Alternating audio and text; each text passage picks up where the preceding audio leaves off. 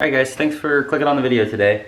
As you can tell by the title of the video, today we are going to be working on installing and fixing up some suspension stuff, primarily the Whiteline bump steer correction kit, and then I'm also going to be replacing my inner tie rod ends and all the other, you know, washers, boots, stuff like that, just to keep things new and so I don't have to go back in there later to fix things that I should have done just now. So I got all the stuff. So this is the Whiteline bump steer correction kit. It's basically new outer tie rod ends and new ball joints.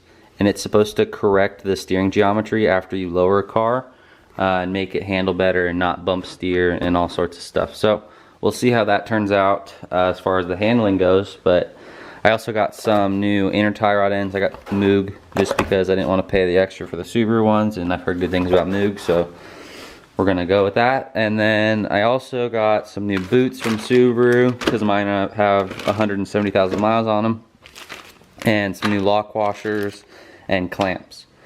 So with all that stuff, I should be good to go for getting started on this. And I also rented this tool from AutoZone. This is a inner tie rod tool. It's like a big socket, so this thing has a 1/2-inch drive socket, and then you put these different fittings in there, and it basically allows you to slide the inner tie rod into here and then tighten it at the base into the steering rack. So that's a useful tool. I think it was like $100 to rent, and then I get the $100 back. So you can't go wrong with that, and that'll let me do the job correctly. So if you don't have one of these ball joint separators, I'd highly recommend getting one. They never have a problem breaking loose a ball joint. These have always worked perfectly good for me. So I went ahead and got one of those as well because I've only been renting them and I used it more than twice, so I just figured I'd buy one. So I got one of those, all the parts. We're ready to get started on this.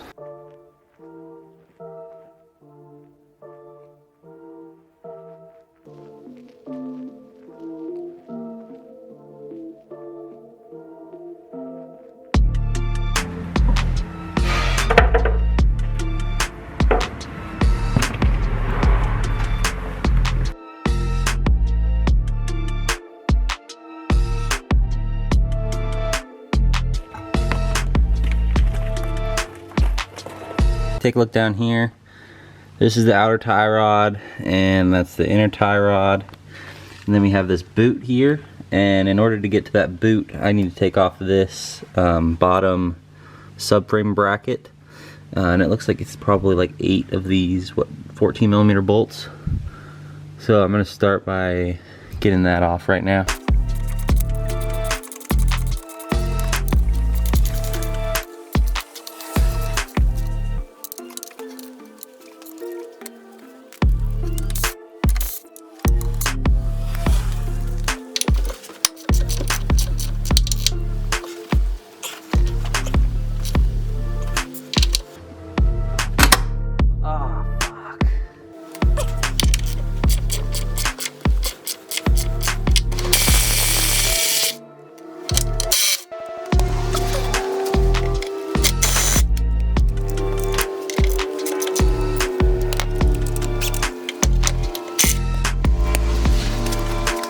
Alright, so as you've probably seen, I sheared the head of a bolt off, but it's no big deal because there's a bolt right next to it, so I don't need to fix it right away. But I think it was this one, and there's this one still there, so it should be fine. I'll fix it later. I'm just gonna work on getting this tie rod broken loose.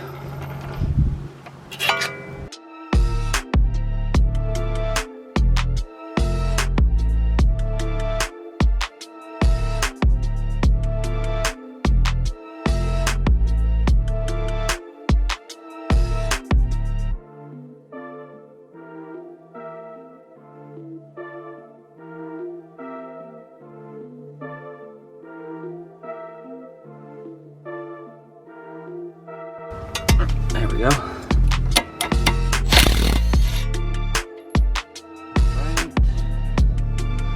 Now, let me get that tool. So the tool's on there, and you just tighten this bolt.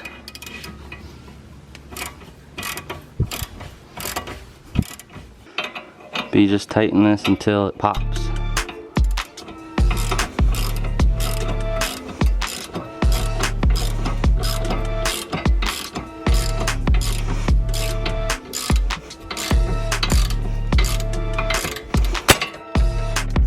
so, and it comes out. That easy, and then if you were wanting to reuse this, your boot's not wrecked. Just like that, no hammering, no nothing. Alright, so now I can just unthread this. And I marked it so I can see how big it is, so when I put the new ones in, I can get the correct length. So that's off.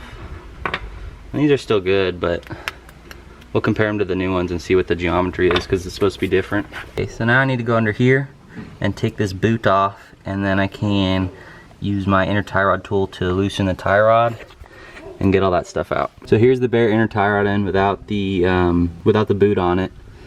So now I'm going to be able to put this tool on there and get that broken loose. So you can see that that little lock washer's on there. It focuses. I think I need to bash that back so that I can fit the tool on there so that I can take it off. So I'm going to go ahead and do that right now. Alright, the tool's hooked up, so let me see if I can break it loose.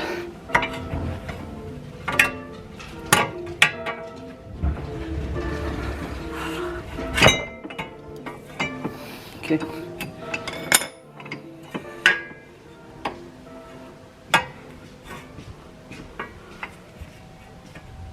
Yeah, did you see where my truck was when we came in? You see how my truck is parked? No. Yeah, I guess. Alright, came out. Alright, so I used the old tie rod, I put it back together where I marked it so I knew how long it is, and then I used it to measure how long to put the new stuff together. So I'm going to mark this so I know how far to thread it onto, and then I'm going to put this in and then get that on, and then I'll start removing the ball joint, but I want to get this on before just to keep everything together neatly. I got a new lock washer for the inner tie rod end because the old one got jacked up, so that little washer just slides on there like that. And then I got some what I believe to be Loctite with the tie rod end, so I'm going to put that on the threads. I guess that's just added security.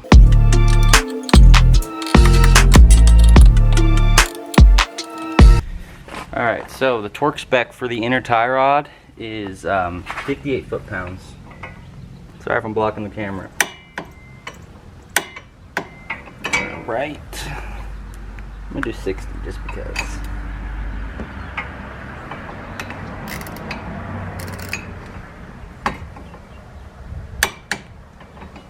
Alright, so that's tight. Now I can pull the tool out. Alright, so tie rod is in, and I got the lock washer flattened out. So it's in there. It's a lot firmer, so that should be good. Maybe it'll improve my steering feel a little bit. So I'm going to clean up that shaft that goes into the rack and pinion just to keep it clean, and then I can slide on. Then I can slide on the new boot and put the bolts on and get the stuff back together.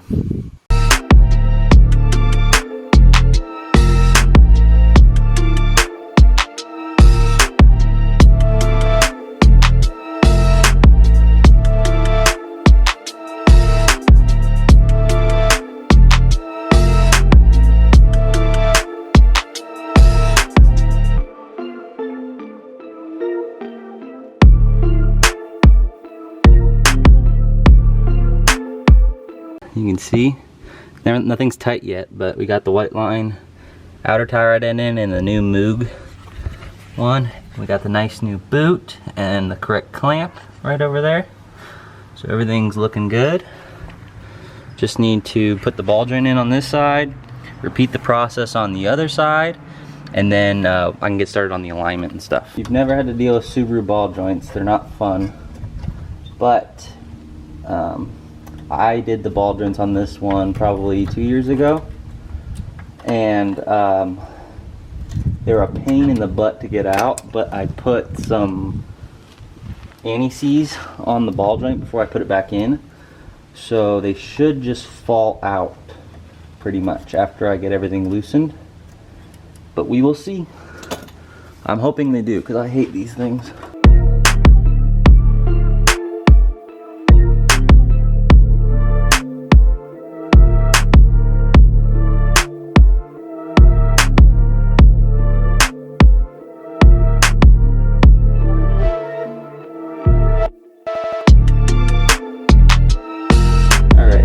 even with the anti-seize, it still was kind of a pain to get out.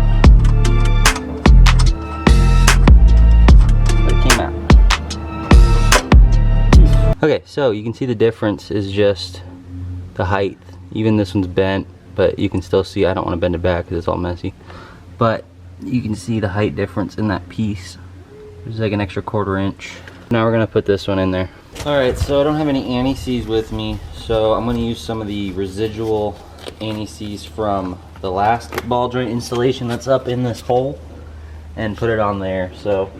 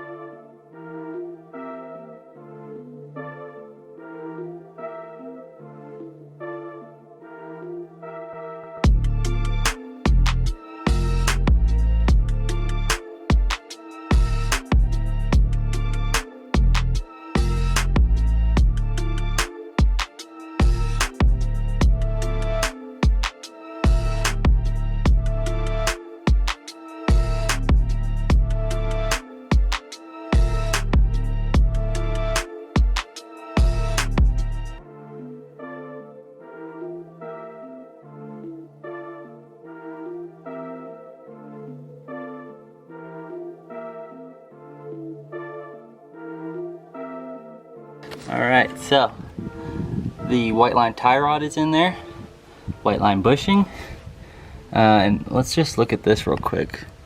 Look at the axle angle. To me it looks like the axle's a little flatter, which would mean that the geometry isn't corrected a little bit. Actually almost perfect. Yeah, if that's at full droop and it's straight, that's pretty good. So we will see how it goes, but just looking at it right now, I have high hopes that this will help a lot. Yeah, and it looks pretty good. We got the new inner tie rod, and then we got the new boot and everything. So now I'm just gonna repeat this process on this side, and then I will be back after the alignment's done and ready to do a test drive, and I'll tell you guys how it feels on the test drive. All right guys, so alignment is done, sort of. And what I mean by that is car's driving straight perfectly, but the wheel's not straight, so I need to figure out how to fix that, but in time. So far I haven't really hit any corners, and that's what I'm about to do, but so far it feels a lot better, and it feels like my front spring rate is more correct to what it actually is, because before it was kind of soft and I was bottoming out sometimes.